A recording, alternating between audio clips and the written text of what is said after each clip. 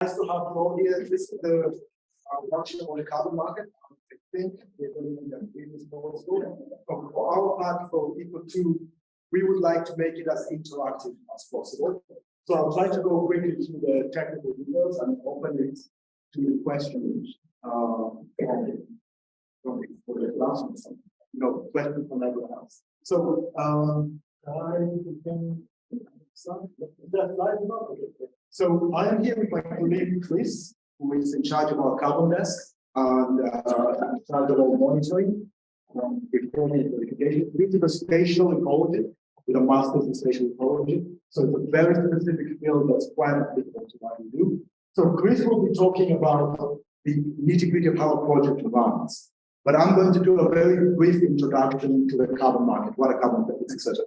Of the carbon market makes carbon credit projects come essentially in two types. I'm sorry about the slides, maybe that will hide one of the spelling mistakes.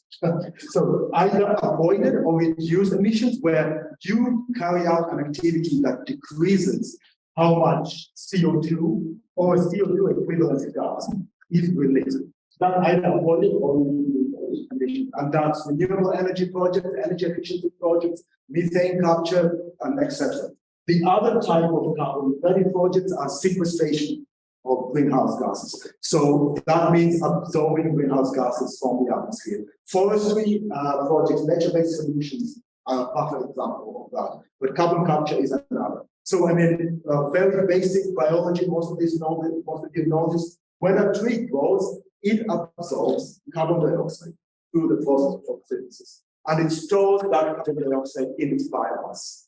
So the amount of carbon dioxide that a tree removes from the air can be quantified through various methodologies that Chris will discuss, and this can be converted into multiples of tons of CO2 that are traded on the carbon market.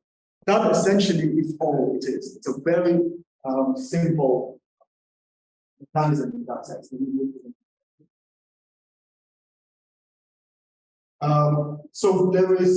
So most often carbon offsets function by compensating for emissions made elsewhere. So for example, the projects we run are sold outside Kenya to compensate for emissions made in Kenya.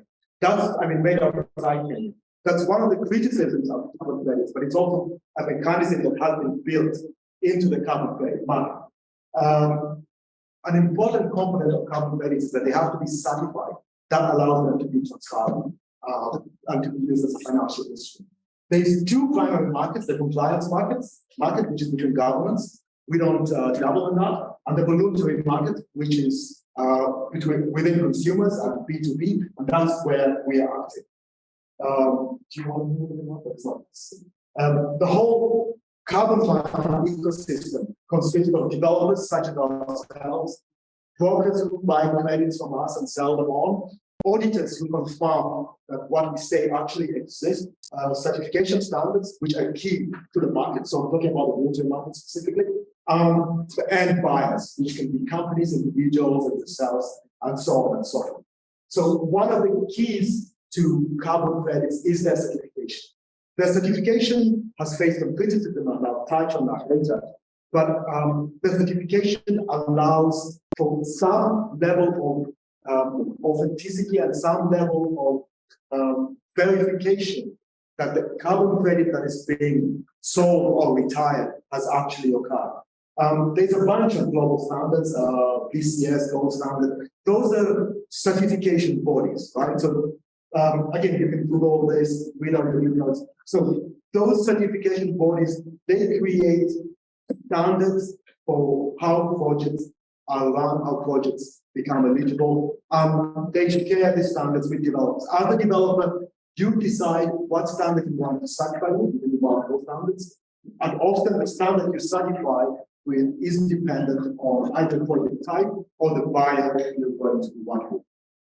If you're pre-selling your carbon credits, a buyer will often request or demand a specific credit, a specific standard before purchasing credits. So next slide, please. So, you missed that. So this is what the carbon credit people happen. So keep going to the KLM slide. Keep going. Keep going. Keep going. Keep going. Stop. So to the end user, that is what a carbon credit looks like. So when you offset your CO2, this is from the KLM website. If I buy my ticket, that's exactly what the website screenshot. So when you restore cars from 780 kilograms of CO2, you pay $15.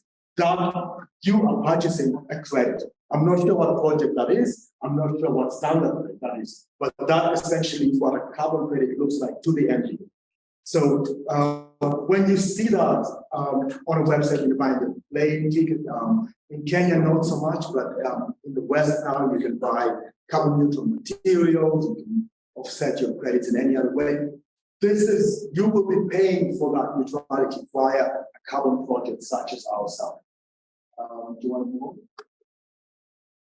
So this is a topic that comes up quite a lot. So I've rushed to what carbon credits are. I'll be happy to take questions about that. But this is a topic that comes up quite a lot. What do carbon credits cost, and is it financially viable?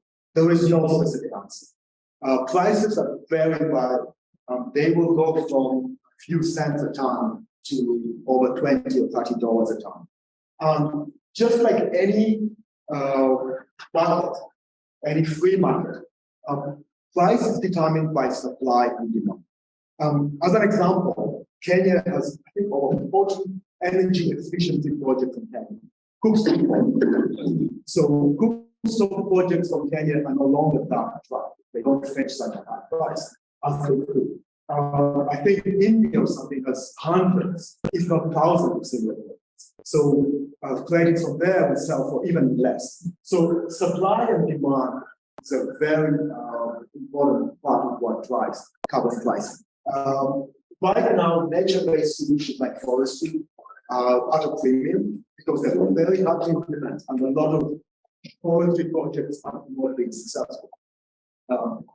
And then blue carbon now is also quite strong. Blue carbon is carbon offsetting through water system projects like mangroves, seagrass, and so on. So one of the items becoming pricing is supply and demand. But the other item that's becoming much more important in the current market is the quality of the carbon credit. So quality in this sense talks about what the project that develops, that creates the carbon credit, what it does beyond just the percentage changes. So this, of course, includes things like power equipment, protecting biodiversity, benefit sharing. But an important part of the quality of the credit is the communication and the transparency on how the credit is generated, how the revenue from the credit is spent. Because theoretically, I could have a carbon credit project that pays me a lot of money, and I take the money out of Kenya and I go bank it in, I don't want to put tax havens, Cayman Islands, and I actually create genuine emission reduction, but the benefits that I create at large for the area where development carbon credits are not that significant. So quality is becoming a more and more important criteria. Our clients right now have gone from demanding just verification that a credit occurred to actually verification on how revenue from credits is being spent, to reporting on staff salaries, to reporting on how much we pay to communities. So the emphasis on quality has become more and more important. The gold standard, for example, one of our projects is Sunlight Gold Standard. They build their criteria for quality based on sustainable development goals. But again, as you know, none of those goals have been met. None of them are likely to be valid met in the future. And they can be also quite opaque and quite vague. But at least it gives a very clear criteria of what you can focus on to raise the price of carbon reduction. So when you're developing a project, we will discuss that in a bit more detail. You need to consider pricing of the credits, the potential pricing, to ensure that the project is financially viable. Unless, of course, you want to use grant money. That option is always there. But we do not use grant money. you need to make sure that the project is financially viable. One of the options is to talk to buyers in advance of project development and negotiate the price or negotiate an offtake agreement with buyers. The advantage of that, of course, for the developer is that reduces your risk. You can have your credits pre-bought for a year or even for multiple years. But the disadvantage is that you often get a fixed price and the price is quite low. But you have to balance that. What we try to do is develop a mix, pre-purchase and pre-selling. But right now, there is a few online platforms that allow developers to sell their own credits directly. So you can get a very good price for your credits if you have a high quality project. But then, of course, the risk is that you may not be able to sell all your credits, or you may not be able to sell your credits fast enough to continue what you go. So I'll take that back a step. Our credits, any carbon credits need to be verified before they can be sold. Verification happens after the fact. That means it happens after the credit has been generated. So for energy efficiency projects, verification could be 6 months, a year, or a couple of years later. For forestry projects, verification could be 5, 6, 7, 10 years later. So you may not be in a position to actually put credit on the market until well into your project already started.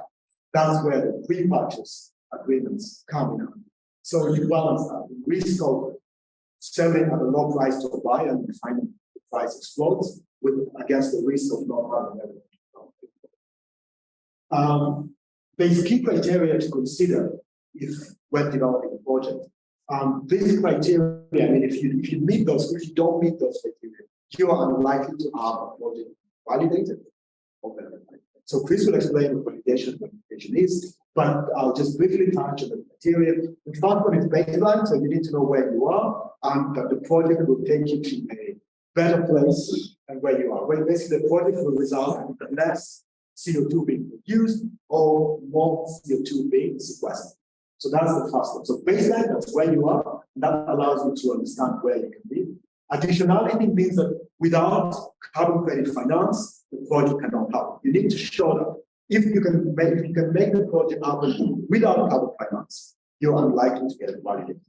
Leakage means that reducing emissions in your area or developing a project in your area doesn't transfer the problem to somebody else. So it's important that doesn't happen. So I mean, again, these are all pretty simple concepts. Permanence is that whatever you do will have a fairly sustainable lifespan within, wherever it happens. For stoves, this could be anything from 3, 5 to 7 years. For the trees, of course, 30 years, 40 years and above. So that's important. Double counting, this is something the ambassador touched on today, that you cannot sell credits to two separate parties. And then core benefits is that the benefits are shared, the financial benefit and the general benefits of the project are not accrued only by the project developer. So those key criteria determine if your project is viable. If you're considering a project, check those criteria, Google them, the definitions are pretty straightforward, and you can see if your project is viable. I don't think I have to type in types of offset projects, but I mean, it's faster. I want to go to the next slide and discuss this a little bit. I mean, right now, carbon credits are quite controversial for a number of reasons. And I think this keeps coming up whether carbon credits are good, not good, etc. And I mean, there is no single mechanism, there's no single method we use in anything we do in the world that's 100% good or 100% bad, whether it's loans, whether it's contraceptive, whatever you want to pick. Nothing's 100% good or 100% bad. Everything serves a purpose. And as long as that purpose is being served within the context of that time and place, you can consider benefits versus the negatives. So some of the key benefits, of course, is that we reduce greenhouse gases in the atmosphere. That's key about climate change. I mean, that's self-evident. Another big benefit is that a lot of carbon projects have supported conservation. Conservation in areas that are highly visible to a lot of tourists is fairly financially viable. But in some places like where we work, it's not a lot of tourists, conservation is not financially viable. Then my favorite is transfer of funds from the West to the global South without depending on an aid or grant accounts. So, and then of course they support development, awareness creation. One of the interesting ones coming up right now is that carbon offsets are becoming more noticed in corporate ESG strategies. And I think that's a good thing if the large corporates get more involved. The limitations obviously greenwashing. That means you can pollute as much as you want. If you have the money to spend, go buy a credit somewhere else, and you become carbon neutral without actually doing anything else. Efficacy, do they actually work? Are we actually reducing emissions? Are we actually forest, etc.? Those are all debates. Integrity and oversight, everything. You can ask that about banks, about hospitals, about schools, about anything you like. So those are some of the limitations. And I think as we learn more about carbon credits, we can start shifting more towards the benefits, correcting some of the limitations of the credit and start with the problems. I think a lot of the issues we have with carbon credits arise with how complex the market is and how few people understand it. That allows a lot of questionable behavior, not necessarily in people, but behavior that is questionable, that can be done to slide under the carpet. So I'll leave you with that. I think what Chris is going to talk about is more interesting because that's the details of one of our projects, how we do it, what we measure, etc., how we verify, etc. But I'm happy to answer any questions, and if you have anything you want to know, just feel free to ask. Thank you, guys. Thank you so much, Anton, for that elaborate overview of what carbon trading is. My name is Chris Amutabi. I'm in charge of research and carbon article equilibrium, as Anton mentioned. The one who oversees all our monitoring activities, calculations, and everything for our carbon projects. So I think for those of us who attended the Africa Climate Summit, you heard the President Ruto severally repeat that this discussion is a technical one and it's a type that it requires what was calling candid, bold, and practical discussion. And I thank Bill and Tim for organizing this because this is now the first step towards that to help them understand what it entails. So with that background, to heard from Andrew about the carbon trading and carbon credits, I will walk you through some of the processes involved in setting up carbon projects. So the first step actually is to identify what type of project you want to get involved into. As Anton mentioned earlier, we have different types of projects, ranging all the way from renewable energy projects, forest projects. It is even within the renewable energy, you have energy efficiency, we have solar, we have wind, all those. Namely, so the first step is to identify which project you want to develop, and then once you have settled on your project, you have to carry out a feasibility study. So, and I think that is the baseline that he was talking about, so that you get to understand what is already there, what is existing at that time on the ground, so that by the time you implement this project, you will be able to make an assessment and compare from where you are to where you are going to.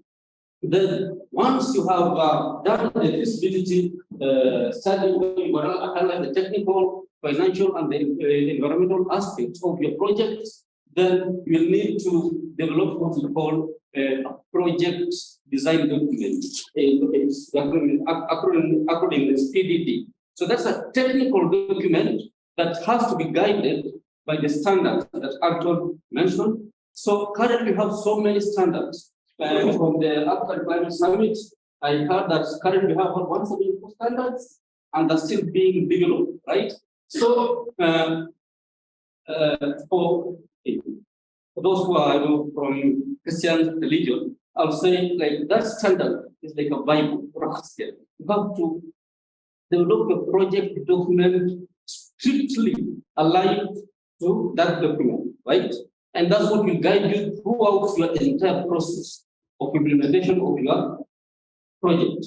Then from there, you can start implementing your project. And as Aaron said, you have certification bodies. So you have to make sure that your project is certified. And to do that, you have to invite a third-party auditor, right? A certified third-party auditor who will come to audit your documents, your plans on how to implement the project and all that. And we call that validation process. So it is done by a third-party auditor, and I would say it is quite a rigorous process. You know, they have to clearly explain, clearly explain how you plan to implement your project, and the third party will also compare your plans with the standard you are using to make sure that everything you're proposing to do is clearly aligned, with the standard you have chosen to get your project certified under. Then once that's approved, then your project gets registered, certified and registered, and it will appear on the global website of those certification bodies like the gold standard, the BCS, VERA, and all that. And from there, you are now free to continue implementing your project as you carry out monitoring on various things that you will use to report at the end of it, and help you calculate how much emission reductions the project has been able to achieve during that period. So after implementation of the period, for example, if it is energy efficient books, I'll say like maybe in a year, then you can do your reports based on your monitoring, right? And say, for example, within this period, this project has been able to create like maybe 1,000 ERs or something. And at that point, you invite again a third party to do what you call verification. So what that means is that third party auditor, again, will have to verify all your processes, will have to verify your documents, will have to verify actual activities on the ground, right?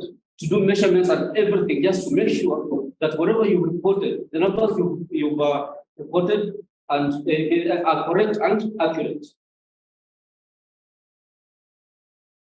Yeah, so during your implementation process again, you'll have to monitor all these things. And that's why we are saying that there is, because if at some point during your implementation, your project fails, to ensure that it is achieving this, then you will have it difficult during your verification process. So I won't go into details about this additionality, performance leakage, and all that, because Anton can cover them quite well because of time.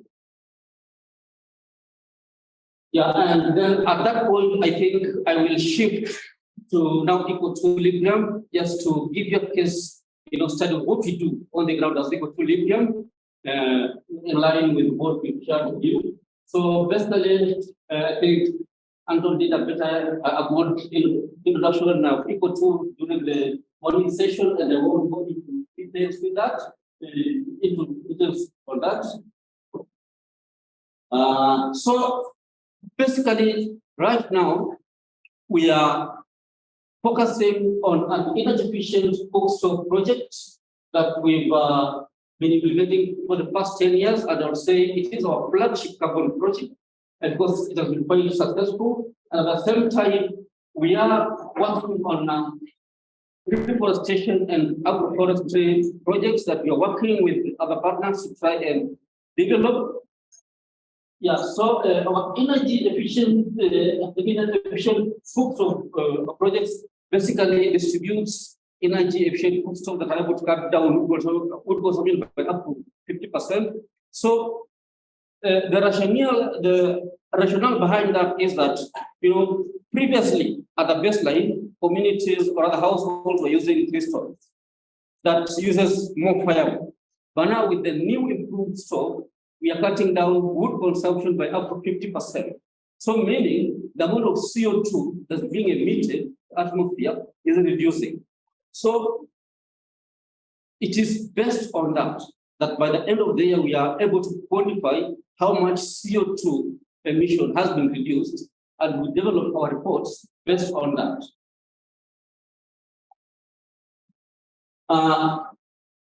So basically, like I said, the projects are financed by sale of carbon credits.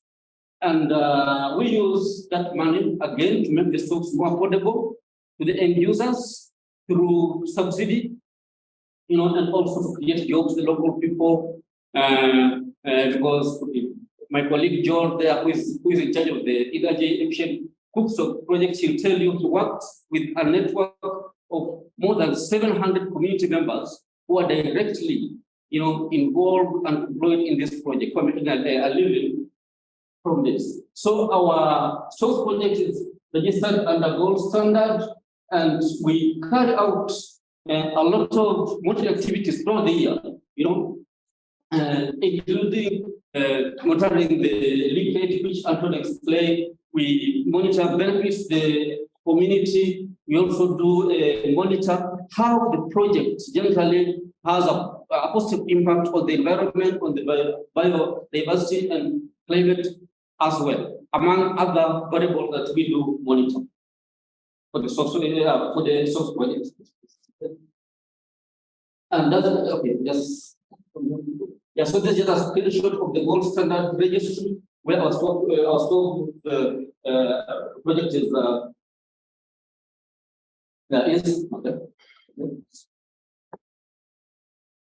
Yeah, so this is the most important part of the carbon project, where you need to have a very good monitoring system of your project, because it is your findings, your monitoring data, the evidence you collect from your monitoring work that you will use to develop a monitoring report at the end of the year, which will present to the verification team to audit your project, right?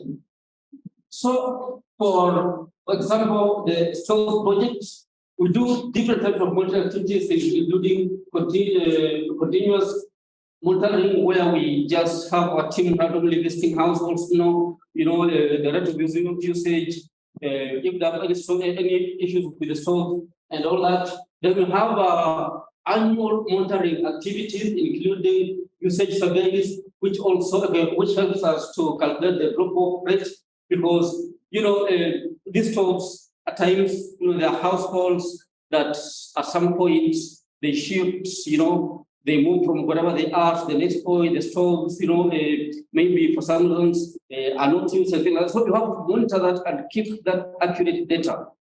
And we then have a periodic monitoring, and these are mostly connected to the carbon credits, and they include like the field performance field tests, because you have to carry out actual field tests to know.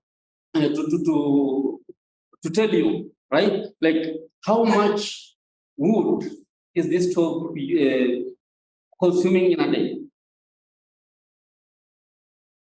and what is the regular, like the normal usage rate of an average household, in terms of the foods they cook, in terms of the amount of wood they burn, and all that type of things. Then for our reforestation projects, which I think I've not touched much on it, right, is that we monitor various components, including issues of biodiversity biodiversity. We also get values that help us to quantify the amount of CO2 that has been sequestered, because we all understand that the CO2 sequestered by trees becomes like a portion of the overall biomass of trees. So with that, we always do measure the deviation, that is diameter at breast height of trees, just to monitor the growth rate. You have to measure, to monitor the health of trees and all that. And besides that, again, we also do livelihood surveys just to make sure that what kind of benefits are the communities engaged in this, getting out of this project. And like Aldon said, we do a lot of statistical analysis, with a lot of GIS, especially for the forestry related projects, because essentially at verification point, you have to prove that indeed that the trees you are presenting for your carbon projects which you planted are the exact ones. So everything, be it a stock, be it a trees, all have to be geolocated in a way, to prove that indeed you are not just like getting some trees planted elsewhere. Some stocks installed somewhere by some other person that you are claiming carbon credits for. Yeah, so once you've completed your monitoring and all that, you have all your numbers, all your figures, then you use the existing formulas, conversion formulas, that just simply plug in the figures you have to give you how much CO2 emission, or rather the emission reductions that your project has been able to generate. And what you get out of this are now what we call the carbon credits, which essentially a carbon credit is just an equivalent of 1 ton of CO2 that your project has been able to reduce in a span of 1 year. So all these formulas are available for different standards by different bodies online. So the most important part of it is just doing thorough, meticulous monitoring and getting your numbers right. So here it is issues on numbers. And for biomass, again, we have those published formulas. Right now, we have tools, that you can just plug in numbers and also they give that. And for trees, or rather for forestry projects, again, so you have to quantify your reduced carbon based on the above-ground biomass. And also, if you are to do above ground and below ground, there are all those formulas that will guide you to those calculations to give you how much CO2 that your project has been able to reduce. Yeah, so this is just maybe a snapshot of how our carbon projects in Kakamega have been able to impact the local communities and the environment around there. So right now, until now, we have more than 7,000 stoves in more than 89,000 households around the Kakamega Forest, and the neighboring counties. And through that, we've been able to create more than 700 jobs, and achieve all those. Yeah, so I think all this again comes with its own share of challenges as well, because everything we do is never a walk in the park, right? Yeah, so I think Aldon spoke something about reselling credits. So at times it's hard, if you don't have a buyer at hand and you don't have verified carbon credits, then it becomes very difficult. It can be very hard to get somebody to present to your credit so that you can get some finances to help you, implement your projects, because indeed these projects are capital intensive. The process I've mentioned, including verification, validation, they're costly, and they're about $20,000, for validation. Yeah, so you can see. So if you don't have that kind of money, then it becomes very, very, very, very hard. But if you have a buyer who is already willing to work with you, then they can easily, help you out through validation. And when you get the VERs, which are the verified carbon credits, then you need to pay them. Then another challenge is meeting community expectations. And this is more, is a big issue when it comes to forestry projects. For forestry projects, you have to do verification after like maybe 5 years, because your trees have to grow, sequester carbon and grow. So it's after at least 5 years when the trees will have attained an age, or sequestered some sufficient amount of carbon dioxide that you can, report on and, get some good amount of credits. So meaning that if the community are expecting revenue from this, they have to wait for 5-10 years before they can get, like some tangible financial benefits out of this. So it is hard at times for community to be patient until that time. And the standard other thing also explains the challenge of the mismatch between revenue and funding requirements. And also, when doing a forestry project, because I think this is where we've had a big share of our challenges. At times, you plant trees, you invest a lot of money in it, and just because the community at times they're impatient, they're not seeing benefits, financial benefits out of this. So you find that at times the trees are cut down, at times the trees, people take their livestock because they can't wait for longer periods, to start reaping some benefits out of it. So it becomes really a challenge, especially if you don't have any other external funding to support your work and also to support the community. Then, I talked about protection and also community understanding of the need for reforestation, because if they don't understand, then definitely cutting down of trees, taking livestock to graze in those areas is, usually what happens.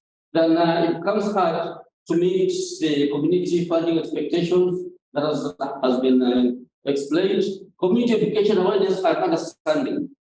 All through these discussions, we can all acknowledge that carbon projects, carbon credits is a technical subject, right?